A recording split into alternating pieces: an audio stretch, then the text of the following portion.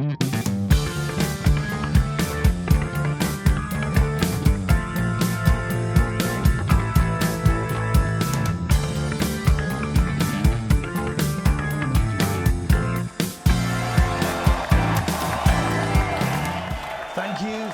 Welcome one and all to another edition of The Early Show with me, your host, Aidan Stone. Hey, do you like the new set? Yeah, last week we used the Ed Sullivan Theatre in New York, but we had to give that back. Now, we had record numbers of views on the show last week because it went out on Friend Face and Twitter and that. And so we got hundreds of comments. And I'd like to thank both of you for sending in the nice ones. No, seriously, I haven't seen the comments yet. Mrs. Black in the office sent them through and said there was some that were great and I should read out live. So here we go. So here we go. Yeah. I think the guy they've got to host this is great. His voice, it grates. Oh, that's not it, is it? Hang on. Here we go. This guy looks like Graham Garden has let himself go. He looks like Simply Red has let himself go. The baddie from A Case of Unfortunate Events has let himself go. Oh, there must be something good in here, hang on. Here we go.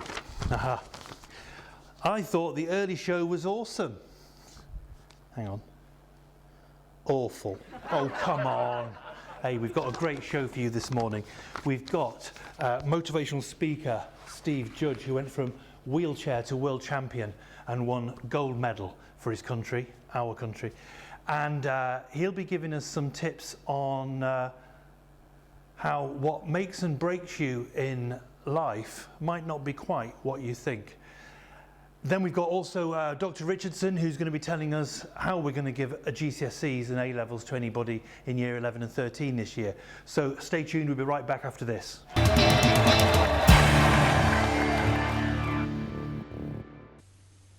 Charlie and I were on our daily exercise during the lockdown. We walked through the park and stopped to have a go on the swings. Then this man started shouting at us saying, "Didn't we know the park was closed?" Then he grabbed my hand and said I should be punished for breaking social distancing rules. Charlie says that you're a creep and that strangers shouldn't be touching children at any time, and that we tell the police that he was hanging around the park. Then the man went away. We got home and told Mummy what happened, and she said we'd followed all the government advice, but perhaps we shouldn't have used the swings. I got an apple, and Charlie got something he liked. Charlie says don't approach people when they're out having their exercise. Stay home, stay safe, and protect the NHS. My next guest is going to tell us how what breaks you can make you, quite literally in his case. Please welcome Steve Judge. So Steve Judge, great not to have you with us this morning. Oh, thank you very much, Aid. It's very nice not to be with you, and thank you for not inviting me over there. Brilliant, thank you. Great. Now, I've been looking through your you're looking through your website, which we'll come to it later at the end, and your story, and it is quite unusual. And you said you were world champion. You said you've gone from a wheelchair to world champion, and there's a lot of talk about broken bones. So give us all the detail. What actually happened, and what's your journey to get to this point? Oh, crikey. Yeah, what's my journey? It's such a crazy journey. And yeah, I'm a 2-time world champion, but it doesn't start there. So going back, it's always hard to know where to go back to. I always used to think, I always like to go back to scouting, to be honest. You know, when I was a scout, I used to love the badges. I don't know if any of your students at Fyling Hall or in the scouting or outdoor activities, but I used to love the badges that you get down your arm. And I used to saw those as mini goals that I'd work towards and achieve, and they were accolades. And my first 3 badges that I ever got in scouting were swimming, cycling, and running. And I think that's a really nice message that I used for myself that inspired me to push myself, because I had a massive adversity in 2002. I was driving my car on the outskirts of Sheffield, and it skidded. It wasn't my fault. I wasn't speeding or anything. And my car crashed, and it bent the car in half, and both my legs got crushed. Now, I was mercy dashed to the nearest hospital, and they saved my life, and they saved my legs. But when I woke up, the surgeon said to me, he says, we've done the best we can, but I'm afraid that you may never walk again.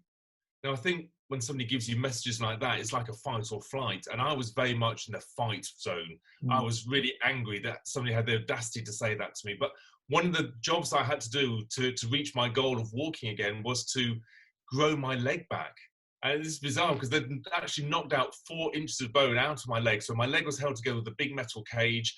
And I had to grow my leg by twisting bolts on my cage, slowly stretching the skin and the muscle and wrenching the bone apart to form a gap of 4 inches. That's so 20 centimetres. So they're 100 centimetres, 4 inches, just absolutely clear, a millimetre a day for 100 days.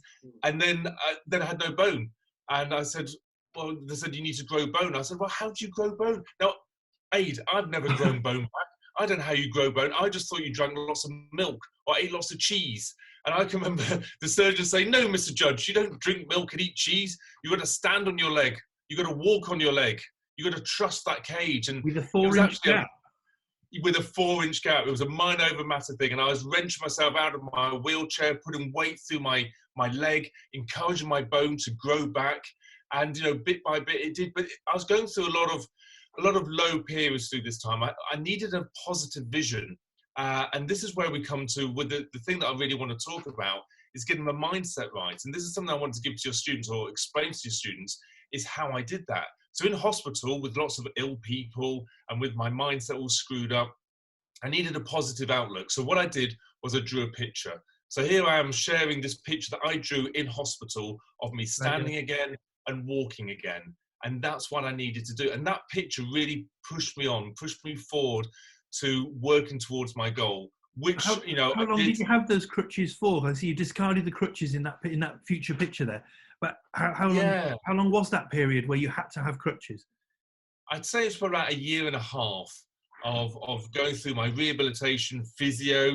Isn't physio the most boring thing ever? But you've got to do it because that's what you need. You need to go out of your comfort zone to achieve your goals. And over the process of months, years, walking around the parks and push myself, my bone, it did grow back.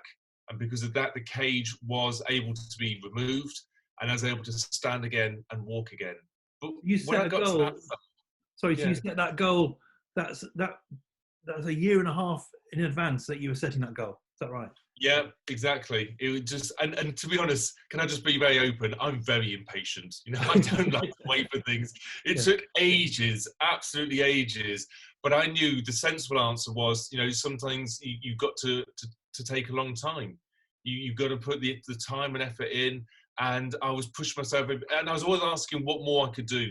So how does this relate to your students? They've got exams coming up. They've always got things coming up. They've got to make sure that they've got no regrets on the exam day. So I've got to make sure that I was doing physio every single day. I didn't want to have any regrets. At one point, I was doing 22 different exercises, and I was still asking for more exercises. I was saying, what more can I do? What more can I do? What more can I do? And all of that work, that time, that effort, that paid off because the leg did grow back, the bone did grow back, and I was able to stand again and walking. But I was very different to what I was before the accident. I guess my goal was to get back to normal. And I realized at that stage that there is no such thing as normal. And it's a big message that I want to share with your students, with yourself, is that you've got to stop comparing yourself to others, to your friends, to your family, to celebrities. Everybody's different. And I was very different to what I was before the accident to what I was then. I had to start thinking about what I could do rather than what I couldn't do. Now, did it hurt, this training, the physio? Yeah, the physio. It's always boring. It's always very painful. Twisting the nuts on my cage and standing on my leg. I'd be sweating, gritting my teeth. I had loads of pain, lots of down periods as well. I used to be crying every single day for the first couple of months of what I was pushing myself through. But I knew that that's what I had to do. It wasn't easy. Achieving your goals isn't easy. It is when you get there. You can celebrate. You can, yay, this is great. But leading up to that, it's very, very difficult. And I had to go through those pain barriers to do that. Yeah, because But once I got to that, if it's not difficult, it's probably not working, is it? You know, that's, yeah, if it if was it's all not so difficult, easy. you could do a little bit more if it's not too Yeah. difficult. Yeah. If you come out of a lesson going, oh, that was an easy lesson, don't think I learned that too much, then maybe you need to push yourself a little bit more so that you're learning more all the time. Push yourself past that level so that you're always getting more involved and getting more achievement, I guess. But yeah, very much. You didn't stop drawing then, though. So you're back on your feet. You're walking, but Yes. you weren't satisfied with walking.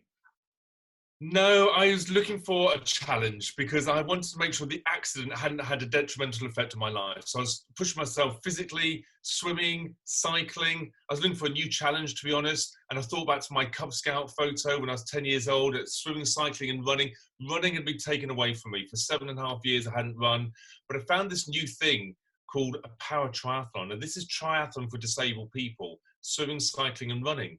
Now, I went down to the categorization offices. They did some tests on me. They checked me out to see if I was disabled or not. And they asked me lots of questions, lots of exercises.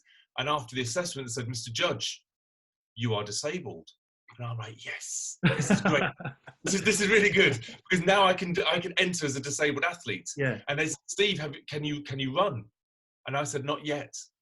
But now I've got a goal.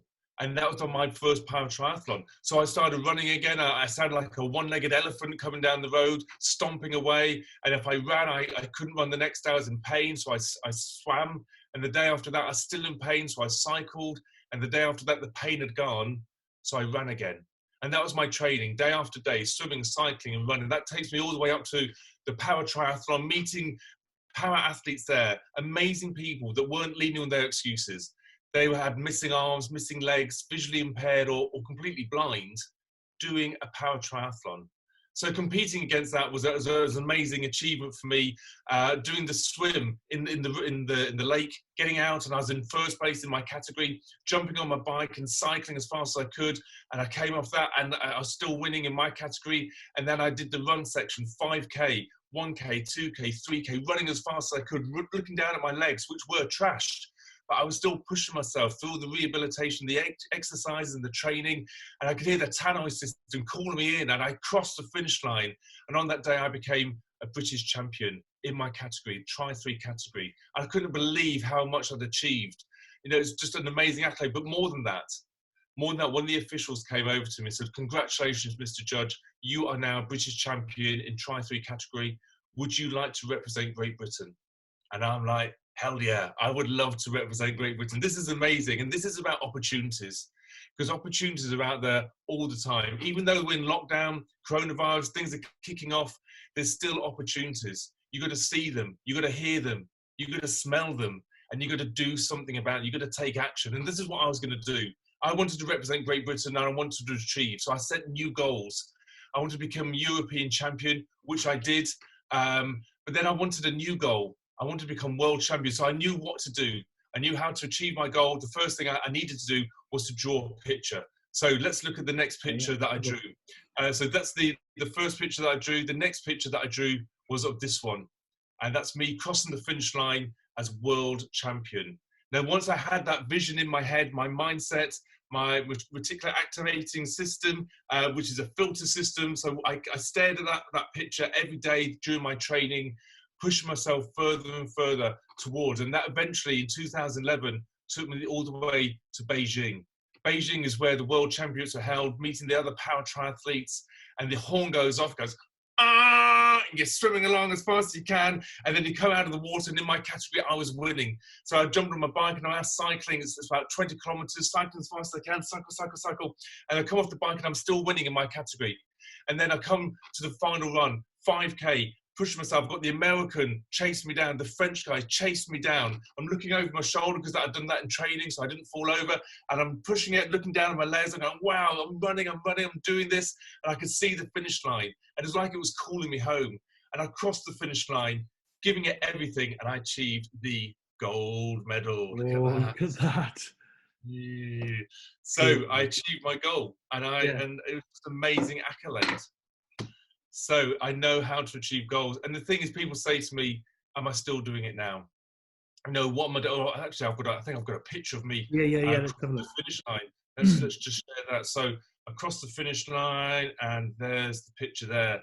That's me achieving my gold medal, which is just amazing achievement. That, as well as having being stood on the podium with your country's anthem being played and the flag being hoisted, just absolutely amazing. Now, I've retired now from international competition, and I'm now a professional speaker. But when I started out, I was just doing small gigs, small situations. And I drew this picture here, and you can see here that there's me in the white on the left-hand side, there's me in the white shirt, just doing a small group. But I drew a picture of what I really wanted. There, I've got a big stage. I've got some lights. I've got lots of tables, lots of chairs. I've got a nice blue. I've even got one of those head mics, that you wear, that with the cool speakers wear. And so that's what my goal was, and I worked towards that. I became a professional speaker, part of the PSA's Professional Speaking Association, and here's a picture of me now.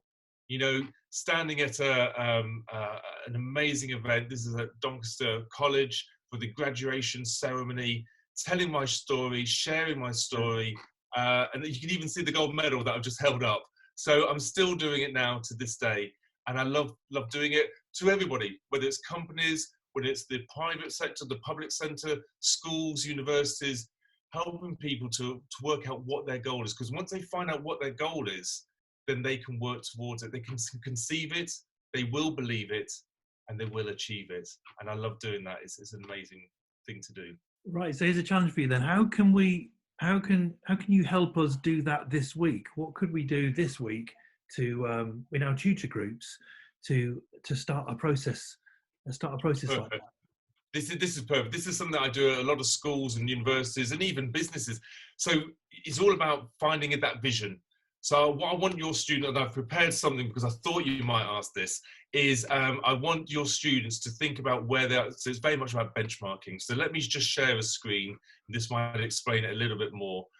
So there's a picture of me, and then the next picture is this one here. Right. So here you can see I want the students to draw a picture of where they are now. Now that might be sat at home in coronavirus lockdown. It might be at the school. I don't know, but what are they doing now? Who's around them, and what are they doing? And it could be even their hobby. I don't know. It could be or their education. Don't spend too much time on this side, because what I want them to do is spend a lot of time on the right-hand side.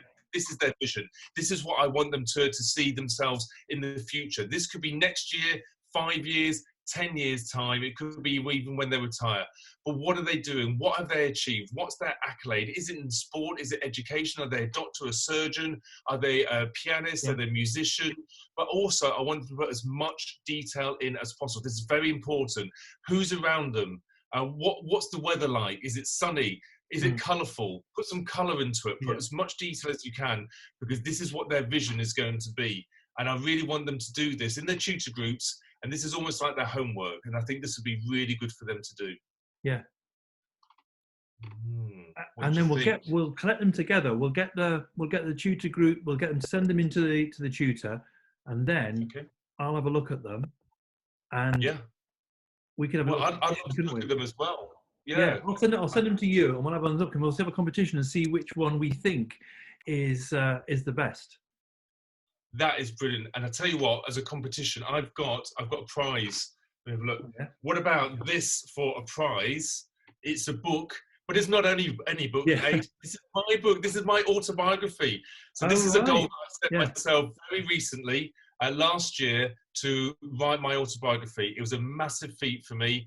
I had to get help to do it, and it's very thick as well. Yeah. It's really good. It's got some pictures of me when I was walking on crutches, and it's got pictures of me achieving. There's a really nice picture of me achieving. So what I'll do, not only just send the book, but I'll put a really nice personal message. It's blank at the moment. I'll put a message there to the person that sends in, the student that sends in the best vision sheet. Lots of detail, lots of colour, lots of ideas, and then I can send this off to you, Aid, and you can pass it on to them. How does that sound? And we won't be, it's not artistic merit we're looking for here. We're looking for the passion. Yeah. Absolutely. I'm not an artist, and don't use that as an excuse. The titles don't live on your excuses. Yeah. Don't start saying, "Oh, I can't draw." Yeah. Stick people is fine. Okay, effort. Effort is what we're looking for. That's fantastic. That's fantastic. Yeah. So we'll sort that out. You send me that stuff after we finish the show. I'll send it to the tutors. We'll get that competition running. That'll be great fun. Okay. Now I can't let you go without asking you this. And I know it's a family show, but can you show us a bit of leg? Can I show you my leg? Yes, of course. It's funny you asked that, because I do a lot of presentations and everything the adults never ask this question, okay, but the students, the kids, they always ask this question. So of course I'll show you my leg, because it's quite gruesome. I hope you're okay with this. It's my right leg, so here it is here. Okay, so you can see it there, and if I move it, you can see things moving there as well. It looks like a really muscular leg. I'm surprised. I was expecting sort of stitches, like sort of Frankenstein monster or something. Yeah, but no, it looks like a blended in now. Yeah. But yes, I can't feel this bit, but this is the bit where 4 inches I had to grow this bit back. This skin is actually taken from my thigh. To give them a bit more detail, they used like a potato peeler, and they peeled off the skin from the good part of the leg, and then they lifted it and dropped it onto the bad bit, and they did it twice, scraped the skin and put it over. So that skin is all kind of my skin, but it's new skin in that area. And yeah, it holds it all together, and it's not much. I haven't got much of a calf muscle, but it's a leg, and it's the right length. I know it's the right length because I measured it myself, so it's all good. Oh, that's amazing. Thanks so much for not being with us this morning, and especially for setting up that information for the task and for the competition. And we'll sort that out, and then we'll get back to you with what we've got. And I hope after all this is over, we can have another chat again and check in with you and see what's going on. And maybe one day you'll be able to come up and join us up here. Maybe. I'd love to. Thank you very much for not inviting me there. It's been a pleasure not to be with you, and I look forward to being with you physically when all of this is blown over, maybe this year, maybe next year. I'm only in Sheffield, so it's only down the road, and I would love to meet the students. They can actually look at the leg itself and the gold medals, of course, and I could actually meet the person that wins this autobiography. So I look forward to that sometime. But thanks for the vision. Thanks for the story. That's amazing stuff. Okay, no problem. Thanks, Steve. Thanks. So I asked Dr. Richardson, what should Year 11s be doing right now? And this is what he said. Dr. Richardson, how the heck are we going to award GCSEs and A Levels this year? Good question. And the first thing that we need that the Year 11s and Year 13s need to realise is that their job is done. There's nothing that they can do now to influence the results, so they don't need to worry about it. It is now their teachers' jobs to award them the grades that they will be given in the summer. So our jobs. So why don't I just give all my group the top grade? You remember we now would grade GCSEs from 9 to 1, 9 being A star or something like that, down to 1 that you put your name on the paper, well done, something like that. So why don't I give all my lot a 9? Or failing that, why not invent a new grade, a 10? That would be nice, but unfortunately there are a number of rules that we have to follow, and the guidance we've been given is from Ofqual, who is the Office of Qualifications, and they are the governing body that tell us how we are to award the grades. And there's two things that we need to do. We need to award a centre assessed grade. Now, it's important to remember that grade is not a target grade, it's not a predicted grade, it's the grade that the teacher feels that student would have got based on the evidence that they have in front of them. So that evidence is sort of, well, our mocks were way back, they were in December, but we've got a mock grades, haven't we? We've got topic tests, we've got continuous assessment. Are we talking about combining all that. Yeah, we're talking about anything that we've got that gives an indication of how the student was working at that time. So we're allowed to use anything that we feel gives us the evidence of the grade that they were working at, or we feel that they were going to achieve. So I bet you wish you did the homework now, eh? So we're gonna send in these grades, and then what? I mean, when do they get results? Do we have a results day? Do we have how will they find out? How will we find out what the eventual grades are? Well, at the moment, they're saying that the results will be published around about the same time that they would have been normally. So for the A-level students, that will be around about mid-August. For GCSE, that'll be towards the end of August. Although there is some discussion that they may be a little earlier. Right. So if we award our grades, we think, hand on heart, this is what this student should be getting, should have got, would have got had they done the exam, then the off-qual may then, for whatever reason, they may fiddle about with that in some form, standardise it in some form. What if, or maybe not, but what if our students come and say, I'm not happy with this, I thought at least I was going to get such and such a grade, and now I've got, I think I would have performed better than that. What recourse have they got? Well, there's what Ofqual will do to make sure that the results are in line with what would have been expected for them is they need to run through a process to make sure that there's no grade inflation or grade deflation. So one of the things that they will do is they will look at the history of the school's results to make sure that the results that are for our current cohort are within the same sort of boundaries that have been produced before. You wouldn't expect a school that has a pass rate of round about 50% to suddenly either have a pass rate of 90% or 10%. Well, they know if you're cheating. So there is some standardisation. But what if somebody says, well, I thought I deserved a 5 or a 6 or 7, 8, 9, and they didn't get that for whatever reason? What about those guys? If they're not happy with that result, can they reset? I mean, how does it work? Yep, there's an appeals procedure that will happen first, which will just check that everything from the school side has been done, that the data that was produced for that pupil was based on evidence. It wasn't just a guess, it was based on evidence. And then finally there is also the opportunity to resit the exam in the autumn term. They haven't yet told us when, but there will be an exam series that will happen in the autumn term, where if a pupil feels that they would have performed better taking the exam, they are then able to. So if somebody to had take planned, the exam then. I was going to spend the whole of this time revising, and I would have definitely have got 5 grades higher than the predicted grade last time, they can do the exam in that slot. They can do the exam in that slot, and what Ofqual have said is that both qualifications will stand.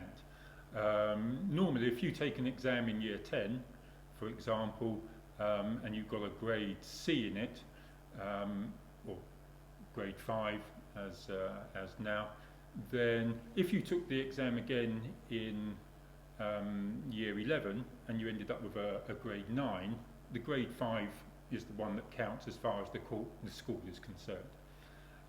What they're now saying is that both qualifications will stand. So if you happen to do worse in the resit, then actually your first grade that was given by your teachers would count. Well, that's handy, isn't it? Dr. Richardson, thank you very much. We've got some great guests lined up for you on the coming weeks, so stay tuned. I've got news of a competition next week too, and until then, stay safe, stay home, and remember, when you're posting something on the internet, there's a real person behind every profile. So most important of all, be kind. This is the way.